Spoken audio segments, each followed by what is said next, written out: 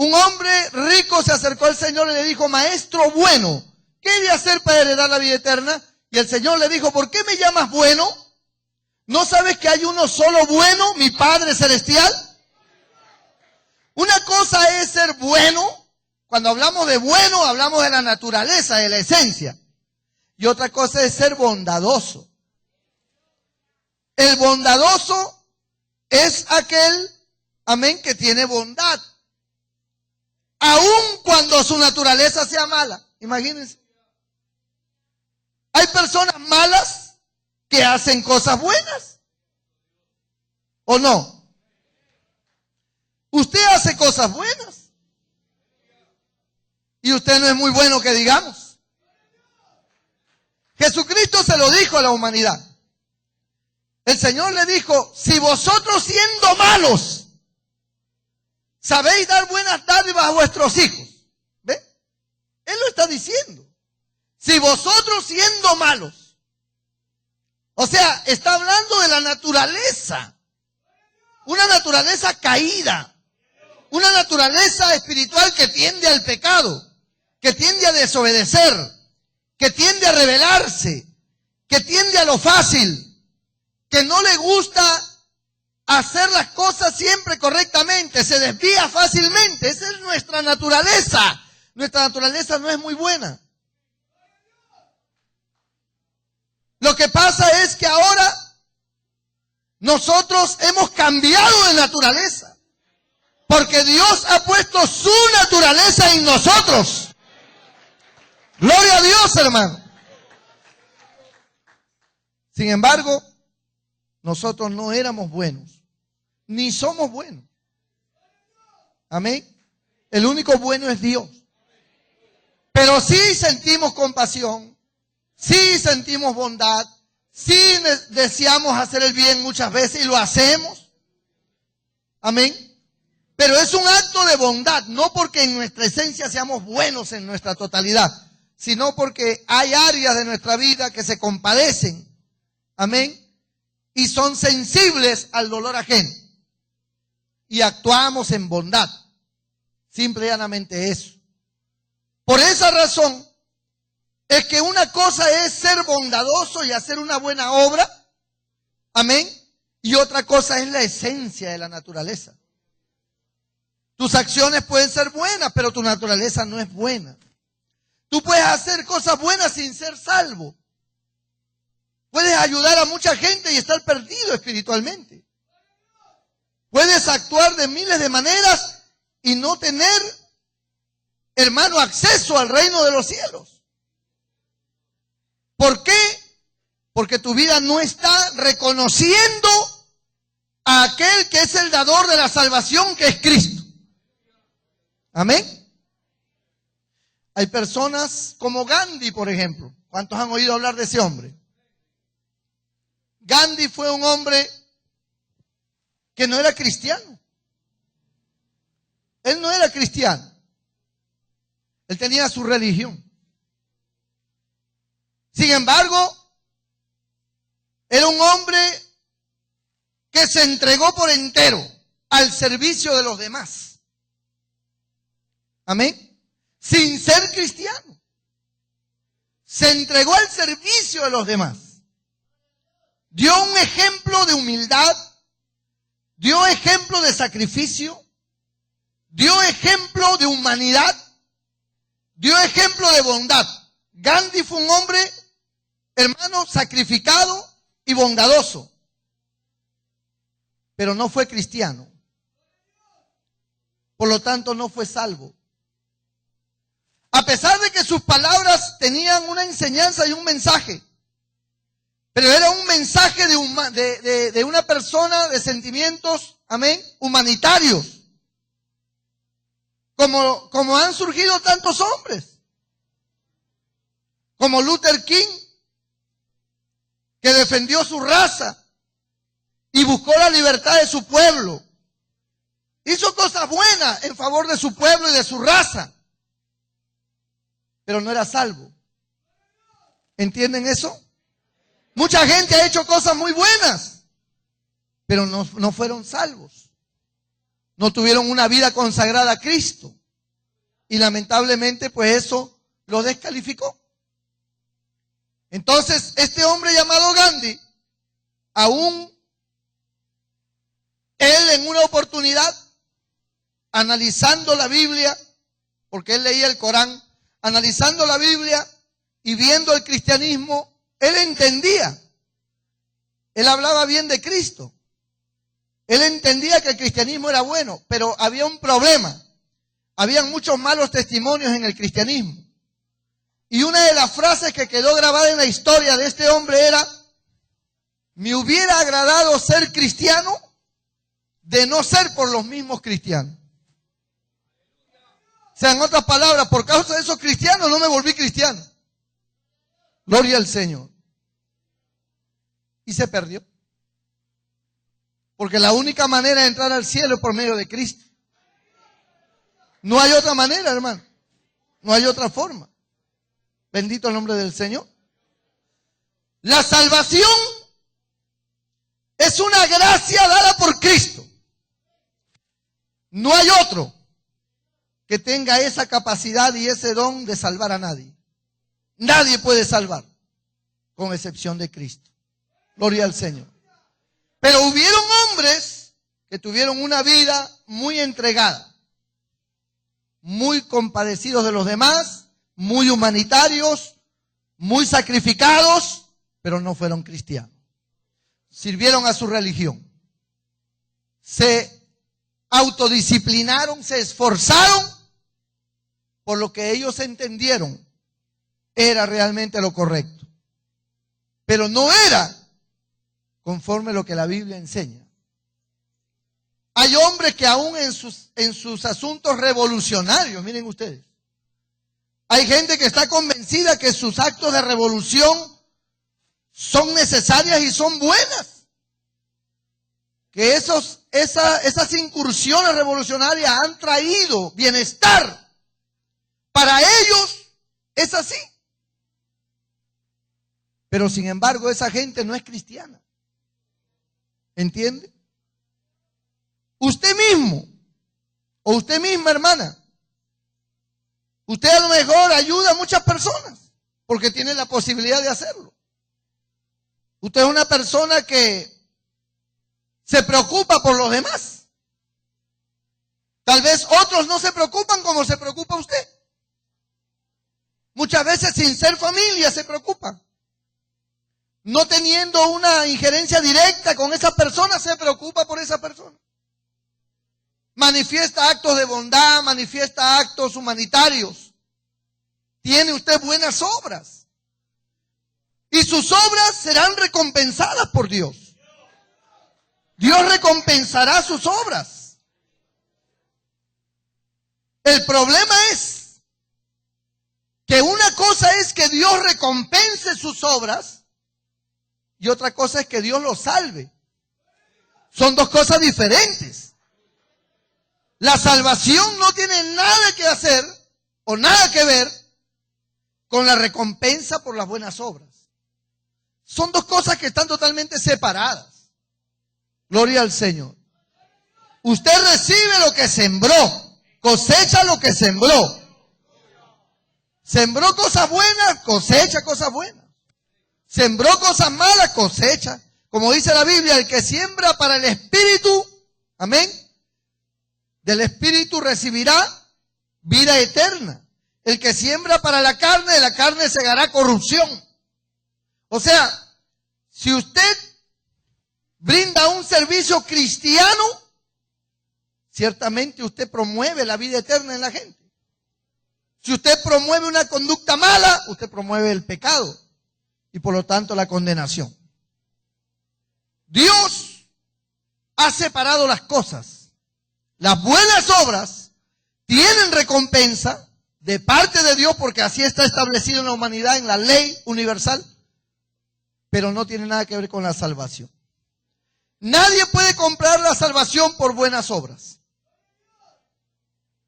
Algunos que están acosados por su conciencia, porque hay gente que vive atormentada por su propia conciencia, porque sus hechos son malos.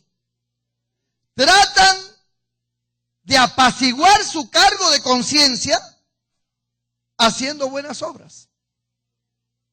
Ellos mismos se encargan de ir a los pueblos en la época de Navidad y repartir chocolates, panetones, regalar ropa, traer comida, hacer muchas cosas para los niños más necesitados. Es elogiable. Eso es correcto.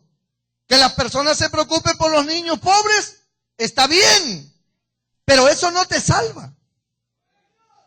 Eso no te salva porque la salvación es algo que no se puede comprar. Porque la salvación nunca estuvo en venta. La salvación es un don gratuito de Dios. Que Dios se lo da a todo aquel que cree en su Hijo Jesucristo. Es algo gratuito. No se compra. Es como cuando le regalan una medicina cuyo sello dice no está a la venta. Muestra gratis. Amén. Hay un sellazo ahí. Muestra gratis. No está a la venta. Esa muestra, esa medicina es gratis. No se puede vender. Porque ha sido dada a los que venden estas medicinas, a estos visitadores médicos, le ha sido entregada para que repartan, para que entreguen, lo llevan a los consultorios, lo llevan a los hospitales, muestras gratis, para que se le entreguen a las personas más necesitadas a fin de que ellos sepan de que esta medicina tiene cierta propiedad curativa que le va a ayudar y que por lo tanto es una propaganda para que usted compre en el futuro esa misma medicina. Pero ese es un regalo, no se vende. La salvación es así. La salvación es un regalo de Dios. Es algo que no está a la venta, jamás estuvo a la venta. Usted no puede pagar con nada para ser salvo. Eso es gratis.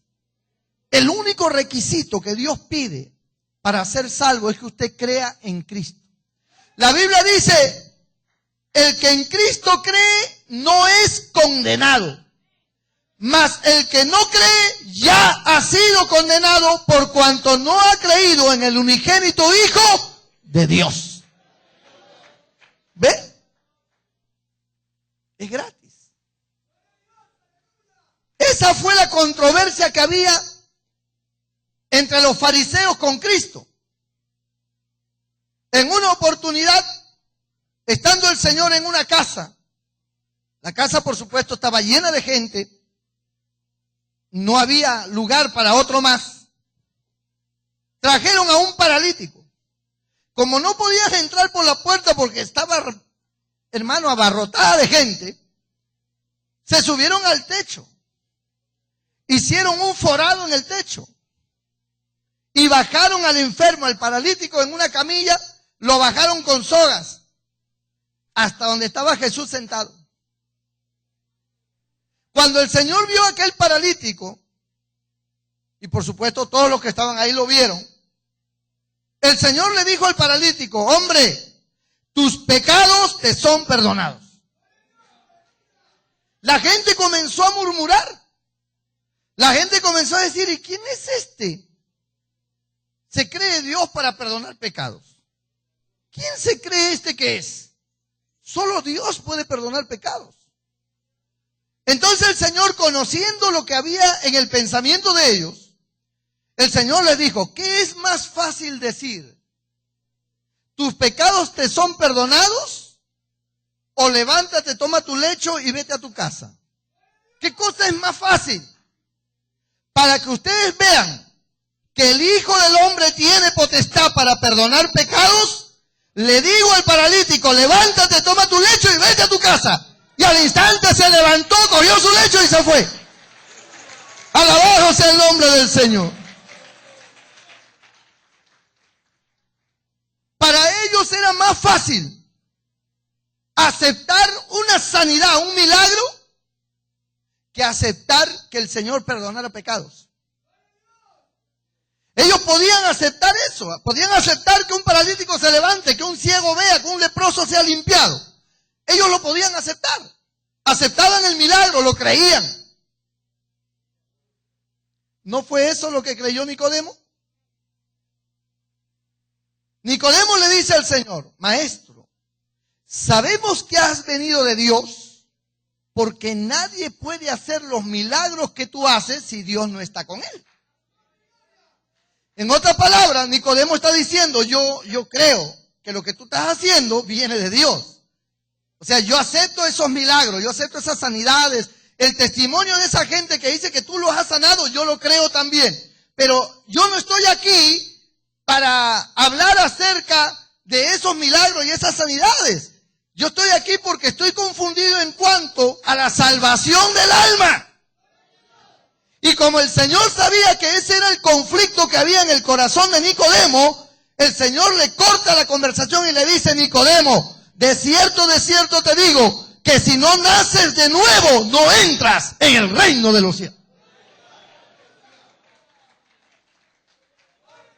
El Señor le habla de la salvación. Es que tengo que volver al vientre de mi madre siendo viejo y volver a nacer. Jesús le dice: lo que es nacido de la carne, carne es. Pero lo que es nacido del Espíritu, Espíritu es. Tienes que nacer de nuevo. Espiritualmente. Le está hablando de la salvación porque ese era el conflicto. Nicodemo tenía ese conflicto. Él venía a saber qué doctrina tenía, qué cosa es lo que él ofrecía. Nicodemo no era un hombre que aceptaba todo lo que escuchaba. Era un hombre analítico, él analizaba. Era un hombre que razonaba. Él tenía su doctrina, tenía su enseñanza. Por lo tanto, él estaba seguro que la doctrina que llevaba era la doctrina de Dios. Pero apareció un hombre no solamente haciendo milagros y sanidades, sino que perdonaba pecados. Y él quería saber qué cosa es lo que realmente respaldaba a este hombre para que él tomara esa autoridad de perdonar pecados. Los fariseos se reunían y le decían: dinos, ¿con qué autoridad haces estas cosas? ¿Quién te ha mandado? ¿Qué cosa? ¿Cuál es tu garantía de que tú sientes la autoridad para hacer esto? Dinos. Y el Señor le dijo a ellos: pues, yo les quiero hacer una pregunta. ¿El bautismo de Juan era de Dios o de los hombres?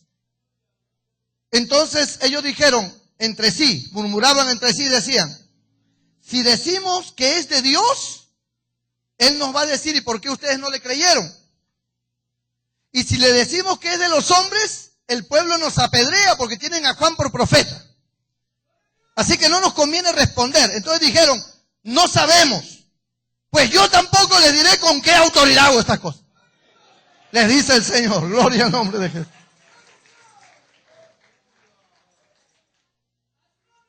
Pero el conflicto grande era precisamente el hecho de que él perdonaba pecados. La mujer que cayó postrada a sus pies, llorando, aquella mujer ramera, prostituta, cae postrada. Llora. Y el Señor le dice: mujer, tus pecados te son perdonados. Vete y no peques más. La gente no podía aceptar eso. Es que lo veían como un ser humano. Ellos no podían entender que Jesucristo era Dios, hecho hombre. Ellos no podían entender que Él era divino, que su esencia no era de este mundo. Como Él mismo lo dice en su oración en el capítulo 17 de San Juan: Señor, ellos no son del mundo como tú y yo tampoco somos de este mundo. Él, su esencia divina, estaba humanizada. Y la gente lo veía como un mortal más, como un hombre más. Es como que yo me pusiera a decirles: a ver, hermano, tus pecados te son perdonados. ¿Y este qué le pasó?